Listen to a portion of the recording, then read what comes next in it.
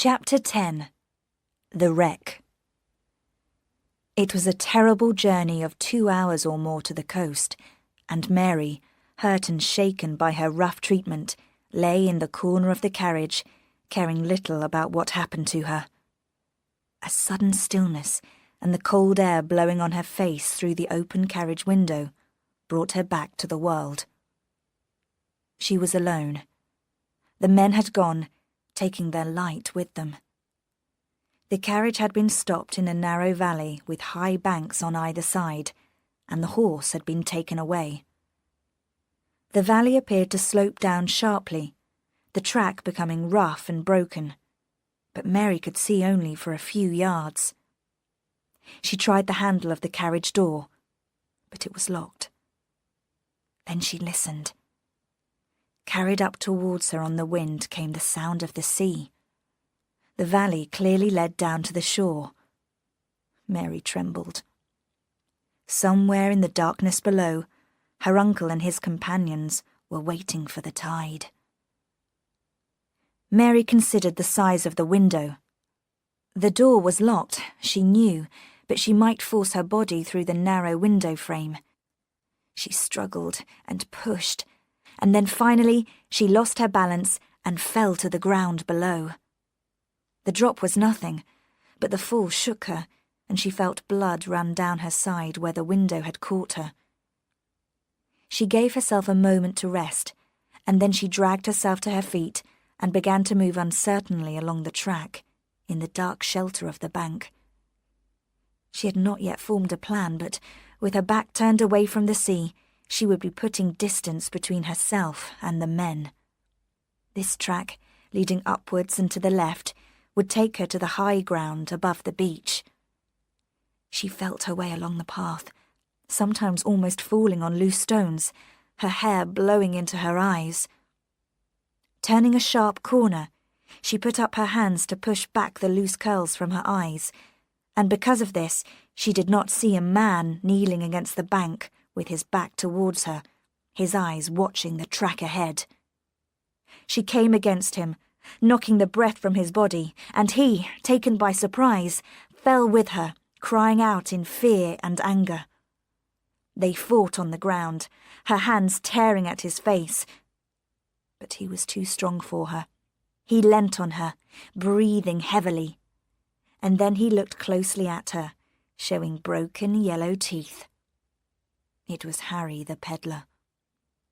He expected her to cry or struggle, but when she did neither, he moved his weight onto his arm and smiled at her in an ugly way. "Didn't expect to see me, did you? Thought I was down on the shore with the landlord and the rest. But now you're here, I'll make you very welcome." He was smiling still. She moved quickly, striking out at him, and hit him hard on the chin.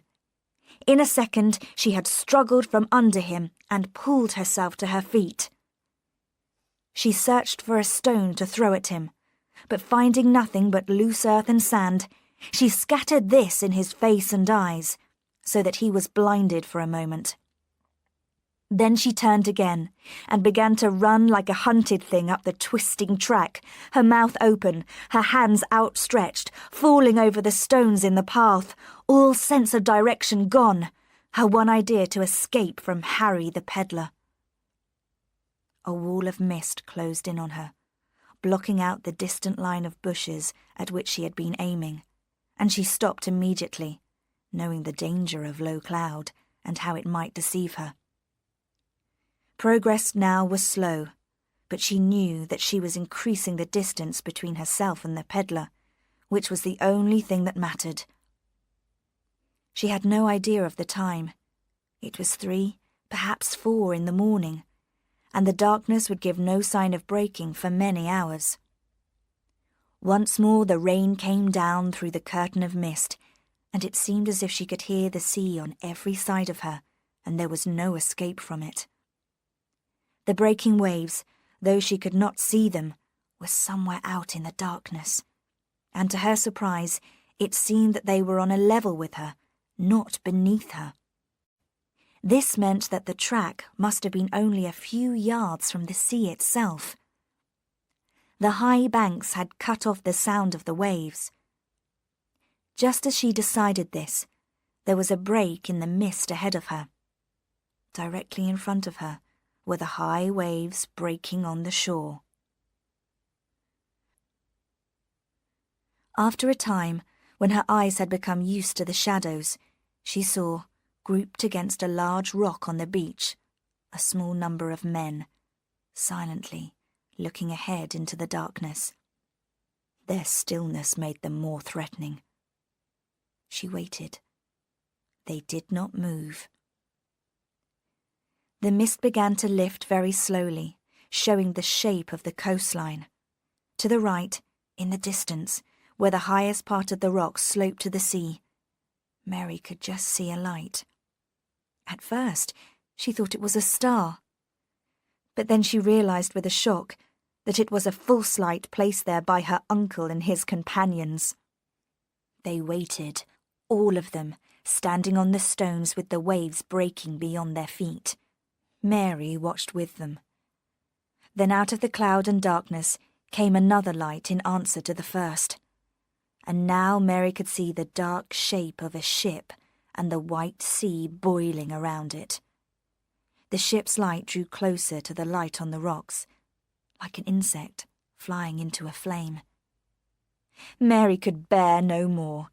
She got to her feet and ran out across the beach, shouting and crying, waving her hands above her head, lifting her voice in her battle against the sea and the wind, which threw it back to her.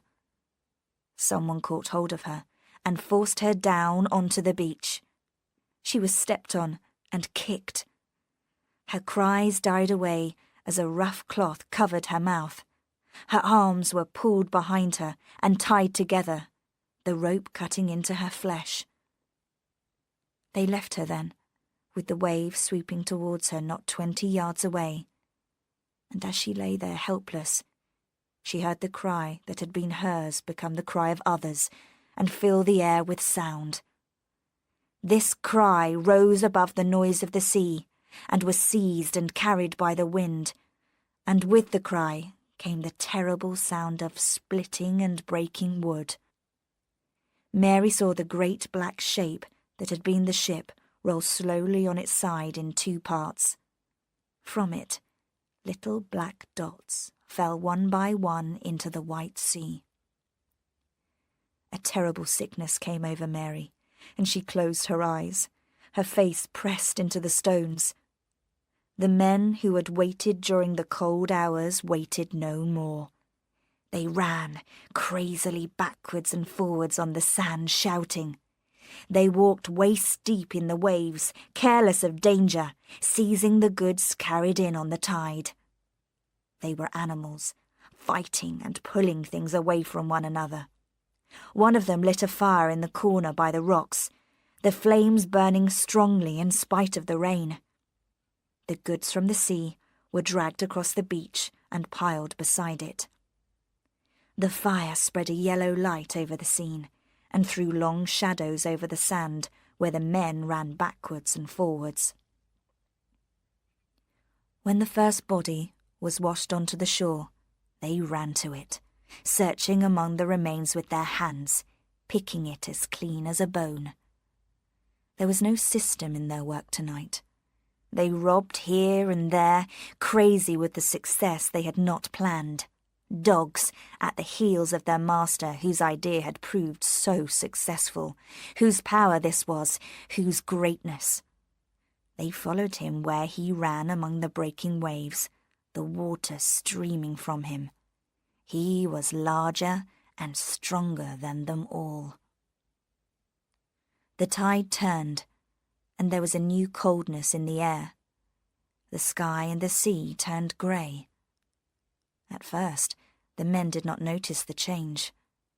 And then Joss Merlin himself lifted his great head. He shouted suddenly, calling the men to silence, pointing to the sky that was pale now. They paused, looking once more at the things which rose and fell in the sea. and then they all turned and began to run towards the entrance to the little valley, silent once more, their faces grey and frightened in the growing light. Success had made them careless. The day had broken. The world was waking up. Night, that had been their friend, covered them no more. It was Joss Merlin who tore the cloth away from her mouth and pulled Mary to her feet. He threw her over his shoulder and ran across the beach to the entrance to the valley, and his companions, caught up already in fear, threw some of the goods they had seized from the sea on the backs of the horses tied up there. Their movements were feverish and fearful. The carriage, stuck in the bank halfway up the valley, could not be pulled out in spite of all their efforts. Some of them ran off in different directions. Here on the coast, where every face was known, strangers would be noticed. But a wanderer could make his way alone, finding his own cover and his own path. These running men were cursed by those who remained struggling with the carriage, and now, through stupidity and fear, it was pulled from the bank in so rough a manner that it overturned, rolling over on one side and breaking a wheel. There was a wild rush to the remaining farm wagon that had been left farther up the road, and to the already overloaded horses. Someone, still obedient to the leader, set fire to the broken carriage, whose presence beside the track meant danger to them all. A terrible fight broke out between man and man for possession of the farm wagon that might yet carry them away to safety. Those who carried guns now had the advantage, and the landlord, with his remaining supporter Harry the peddler by his side, stood with his back to the wagon and shot into the crowd. This won the wagon for the landlord. The remaining men, frightened at the sight of the blood and the dying men, turned all at the same moment and scattered up the twisting track, anxious now to put a safe distance between themselves and their former leader. The landlord leant against the wagon, holding the smoking, murderous gun, blood running freely from a cut beside his eye. Now that they were alone, he and the peddler wasted little time. The goods that had been brought up the valley they threw on the wagon with Mary next to them. The main store was still down on the sand and washed by the tide. They dared not risk collecting it. There was simply no time. The two men who had been shot lay in the road beside the wagon. Their bodies bore witness and must be destroyed. It was Harry the peddler who dragged them to the fire. It was burning well. Much of the carriage had disappeared already, though one red wheel stuck up above the blackened and broken wood. Joss Merlin led the remaining horses to the wagon, and without a word, the two men climbed in and whipped them into action. Lying on her back, Mary watched the low clouds pass across the sky. Darkness had gone. The morning was wet and grey. From far away across the fields came the sound of church bells. She remembered suddenly that it was Christmas Day.